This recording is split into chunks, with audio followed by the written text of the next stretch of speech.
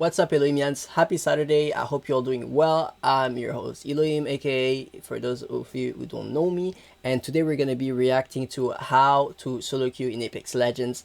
That is the video I dropped 4 years ago. Back then, I was 30k Bangalore in season 2 or 3. So I solo queued most of my games there, and I still solo queue pretty much most of my games today as well. So I wanted to see if the videos and the advices I dropped 4 years ago are still relevant to me now as a solo queuer. So we're gonna be looking at this gameplay and we're gonna figure that out. Like this video in 5 seconds or nothing. Nothing will ever happen. I'll just be sad. Those are the classic intros you had back in the day. Oh, like the video, engage with my content, or else you like spiders in your bed or something. That was just some old stuff. But my Octane said I'm gonna land in Narn, bro. Oof. Oh, look, where's the the threat Octane? squad. Octane's in Narn indeed. Are you really gonna hit that jump tower, Bloodhound? Yikes, imagine having teams that don't land with you. But okay, so there I had a Octane that landed pretty much far away from me, just landed anywhere else but where we were landing. And the Bloodhound, he landed on the tower, he went up and he just dipped. So now I'm left to solo queue and to 1v3 the spreads. I'm pretty sure you saw the pred dive trails.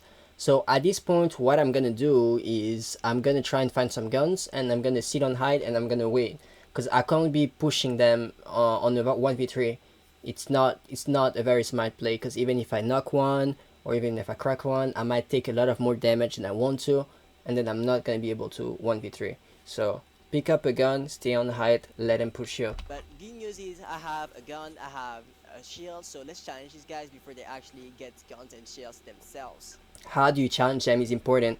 You challenge them by staying on height.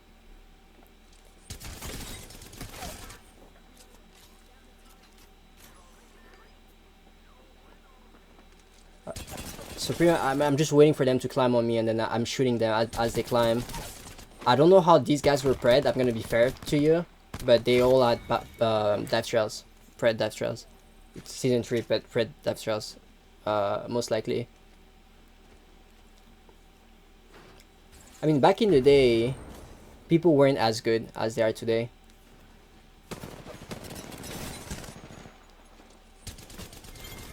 But that's the squad wipe right there. Just like that, old pred squad wipe. Nice.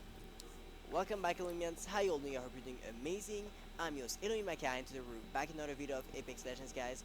So we've all been in that situation where you're trying to play Apex but your friends are not online and you don't really feel like creating a community party. So what do? You solo queue. But the problem with that, however, is that your teammates might not always be the brightest and sometimes you'll have issues related to teamwork and coordinating your efforts to win. So what do?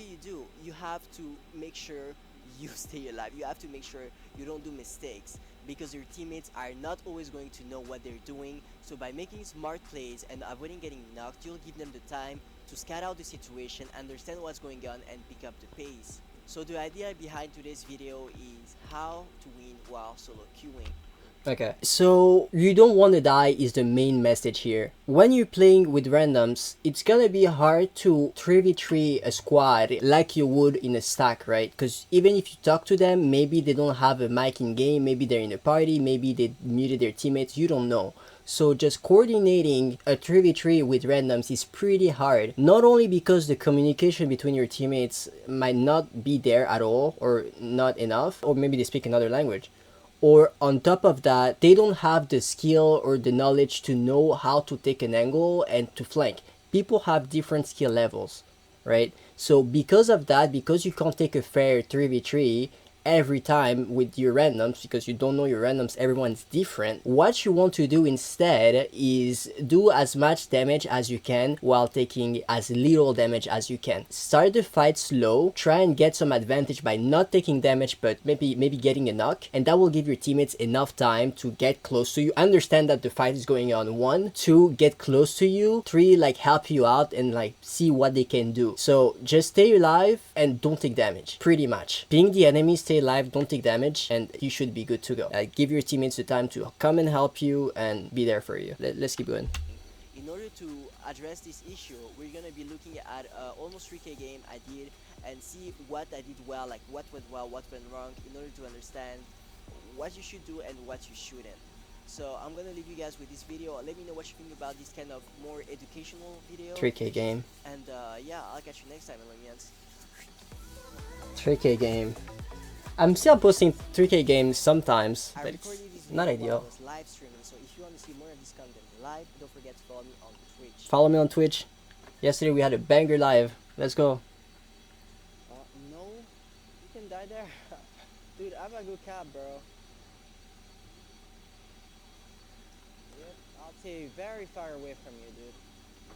Alright, this is another case scenario where, and it still happens today, your teammates just want to land at the end of the map or somewhere irrelevant. You'll have to learn how to solo queue at this point. If you want to get some kills, that is. A lot of people, they do want to get their win, so they'll do what is smart in that sense, which is dropping at the end, looting the whole way through, and trying to third party the last team. That is a decent strategy, but it's not the most effective one. What you want to do instead is learn, practice your gun skills so you can actually down people. The best way to win your game is able to wipe out everyone. If you can shoot everything that exists and kill it, you're gonna win. That's the approach I'm going for here. So I'm gonna drop in the middle, I'm gonna still play smart, and I'm gonna work on my game sense, and I'm gonna work on my positioning and all the skills that make you a better solo queuer. You do you, I'll do me.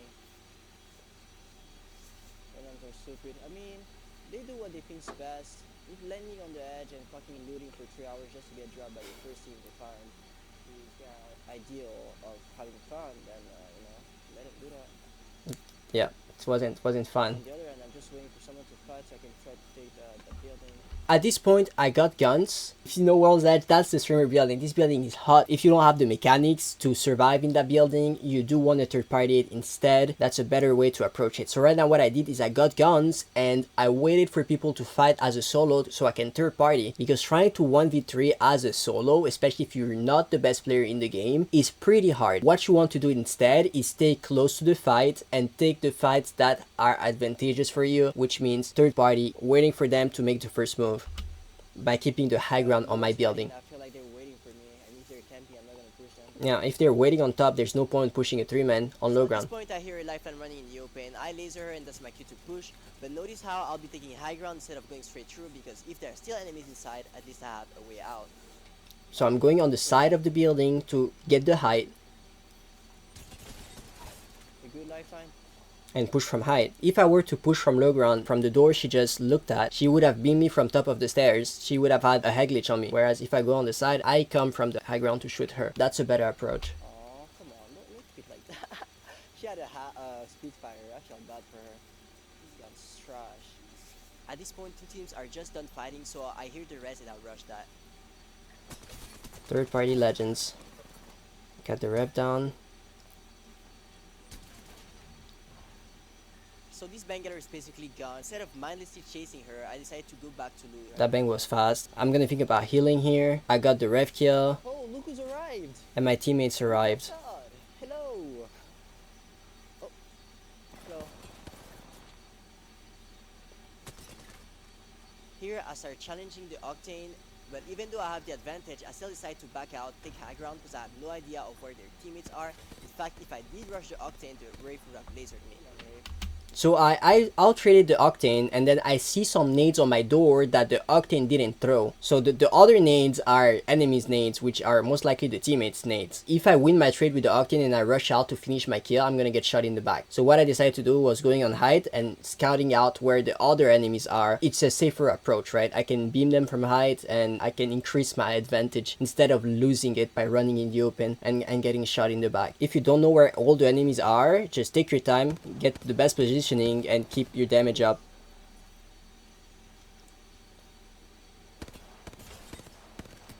Come on, stupid Octane. That guy was 1 HP. And that's an advice that's useful for me as well today as we speak. Finally, I got you, bitch. You wanna rush me, Ray? So we got the knock on the Octane. We're gonna walk up. Here I can get a thirst for free by keep using the wall just in case teammates decide to help the enemy here.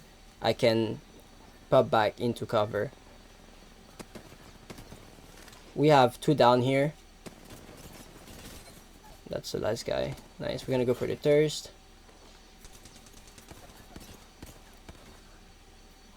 How many people is that? Goddamn. Ref totem. That's a third party question mark?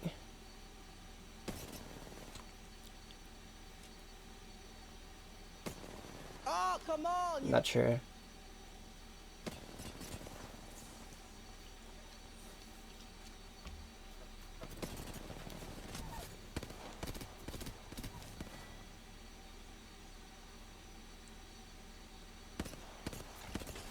So a lot of teams coming, but I mean, the lifeline just sitting in the open. Is that actually retarded? Are you actually stupid, Lifeline? Hello? Nah, this is what you don't want to do. Sit with your thermite. Oh. Just sitting in thermite in the open. That's crazy, right? 1 second you're trying to throw your thermite, other second you get thirsted. Insane. Here I try to challenge the Pathfinder, but notice how I'm gonna say head glitch the whole time to avoid taking damage. Crazy Pathfinder. Yeah, I abused that head glitch, dude. I abused. Look. Bitch. I knew bro was about to back out, bro. Here I have an advantage. Shield advantage, health like damage advantage. This guy was blue and he didn't damage me and I damaged him. So I gotta push that. Crazy. Good damage on that. End game, I knocked someone and I got a lot of damage, but they knocked one of my teammates too. I hear a lifeline rezzing, so that means they're gonna be rezzing the guy before I even get to them. So the smart choice here would be to res my teammate and try to keep poking them until we can get a kill. Yeah. Especially if they have a lifeline. Even if they didn't, it's best to reset your teammate. Now it depends on the situation and how much damage you've done to them, but in most case scenarios you do want to reset your teammate and try again. Try to poke the enemy and do as much damage as you can to get that advantage for you to push. Now if they have a lifeline, you definitely don't want to push without resing your teammate, without resetting, because lifeline is gonna not only easily res their teammate but also gonna pop her drone, so you're gonna be at a huge health disadvantage and number disadvantage as well if you don't reset your teammate, and health disadvantage because you probably didn't heal. It's not gonna look great. Always res your teammate. So now I'm just trying to stay alive, reset, stabilize, and keep poking at them until, like, here he has a knock here. Teammate has a knock. So we start rushing, I knock one, and here's where I make two mistakes. Not only I'm reloading my gun in the open, but in addition to that, I'm not even shooting at the guy that just got rezzed. What I should have done instead was that after I knocked the first guy, I should have hidden behind cover to reload my gun and then shot at the octane that, as you saw, was super low. By doing so, I would have avoided getting knocked and helped out the team by knocking two of the last team's players. So what you gotta take from that is watch your videos back. That's also how you improve to be able to solo queue. Watch your videos back or your footage back and figure out where you made the mistake, what got you knocked, if there's anything you can do better about it. We get a knock, the caustic gets a knock on the player. They get a knock on the player, so now we have the health advantage and we have the numbers advantage, right? They do have the lifeline, so we have to close the gap pretty quickly. As a Bangalore, what I can do is pop a smoke, right? We have the lifeline res here, the teammate's getting res, the lifeline is in the back, and that's some other guy, right? I knock one, and here's where I make so I knock one, the first guy we knocked is getting res, and the lifeline is in the back. At this point, I'm reloading in the open while running towards the lifeline.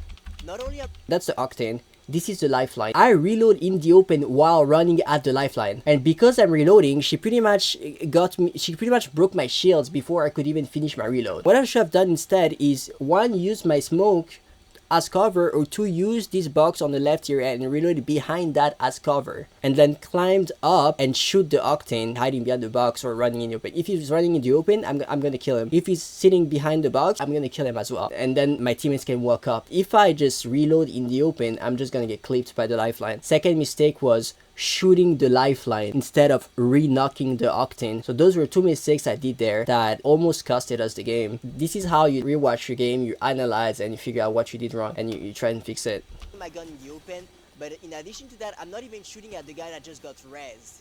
What I should have done instead was that after I knocked the first guy, I should have hidden behind cover to reload my gun and then shot at the octane that, as you saw, was super He low. was 1 HP. So I would have avoided getting knocked and helped out the team by not. I should have reloaded on this cover, right? Should have shot the octane instead and then focused on the lifeline instead of running in the open, getting down by the lifeline and not even knocking the octane that is 1 HP. Two of the last team's players. Can you pick me up? Someone? Thanks. I'm a bot.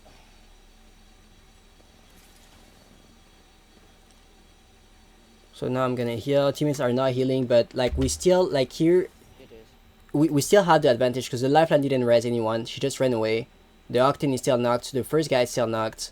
It's just a lifeline and we have the health advantage. So I'm gonna still heal. If I see that it's not working out somehow, I'll help him out. But healing is very important. So that's pretty much it, man. The video ends there. I hope you enjoyed the rewatch of my old video. I really rarely do that. I don't think I ever did that. There's a bunch of videos I wanted to rewatch. So let me know if you want these type of commentary videos where I react to something I did or something you guys did. I don't know. If you want to send me your clips or send me your videos for me to watch on stream or for a video, feel free to do that. But that's gonna be it for me today, guys. Thank you for watching Elohimians, and I'll catch you on the next one. Goodbye.